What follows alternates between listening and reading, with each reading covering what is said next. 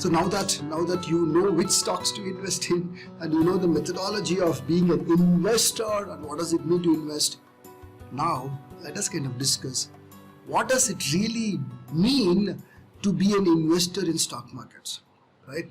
What is the attitude there, and what are the pros and cons? More importantly, the pros and cons. That's what I want to kind of discuss here. First and foremost, the mindset. I'm going to be discussing very deeply in the subsequent section on the whole psyche and the mindset of you being in stock market. While I kind of reach there right now for you, if you want to be an investor, your first attitude and the mindset should be to cultivate the habit. That is the first one. Second, the habit of patience and persistence. Patience and persistence. So it's like, it's not like you put in some money today, next month it's going to grow. No, it's not going to happen, right? So it's a sustainable period of time, at least 5 years, maybe 10 years. That's how you view investment, right? Of course, today there is a talk going on saying that the investment period has dropped from 5-year horizon to even 1-year horizon.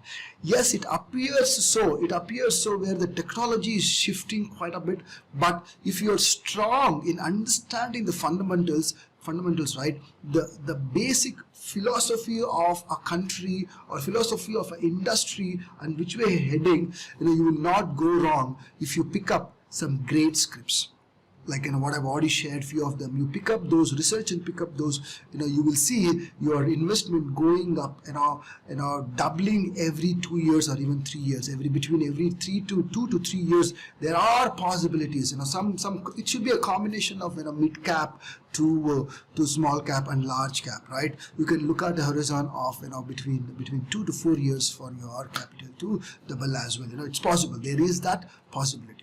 So that is very, very important that you have the right habits and persistent and patience as an investor.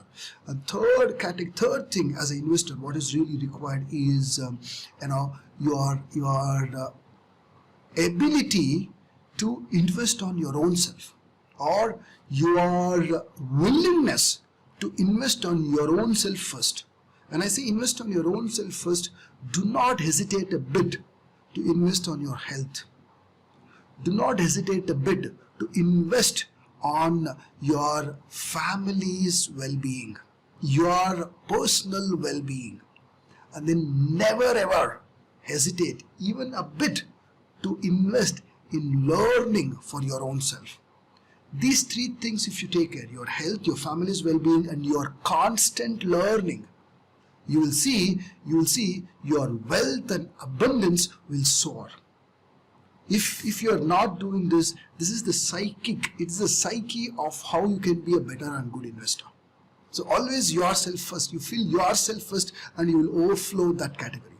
You will overflow what you are filled with, what you are made up of, right? That's what it's going to happen. So go for it. Cultivate the habit.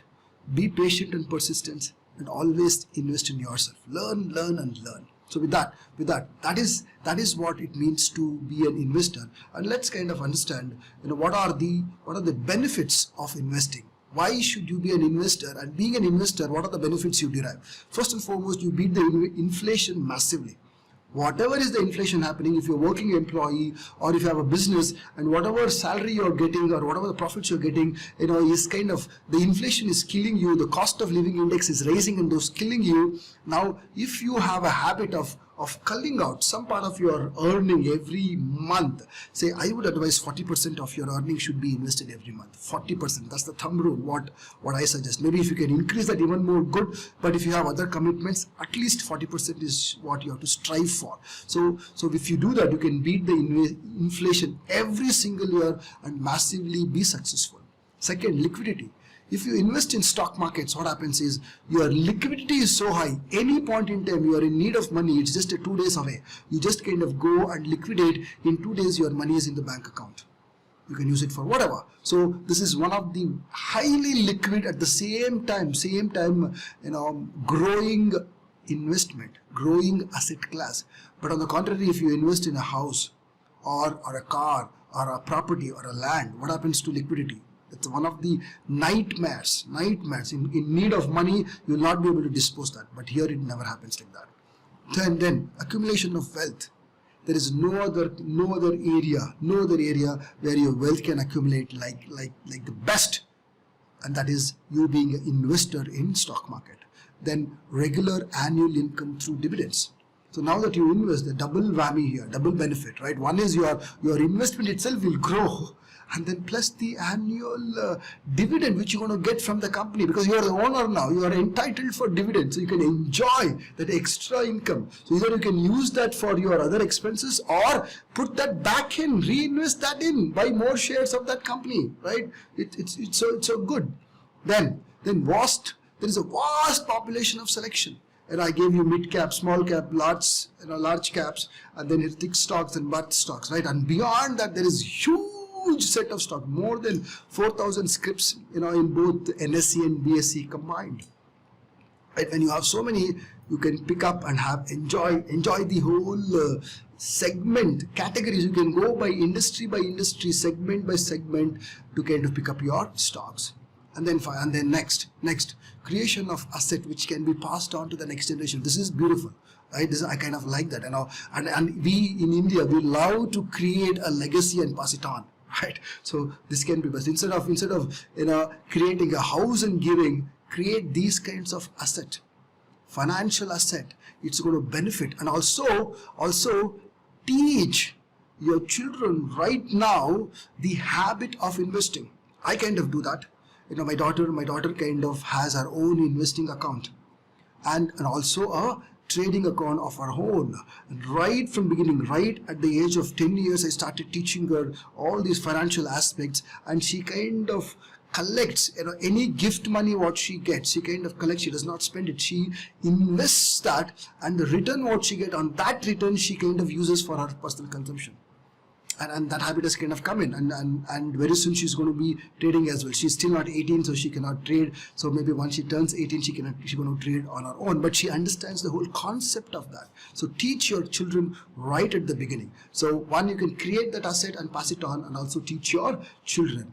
Other kinds of things, it's very difficult to teach, right? And then there is no entry or the upper limit for starting to invest, right?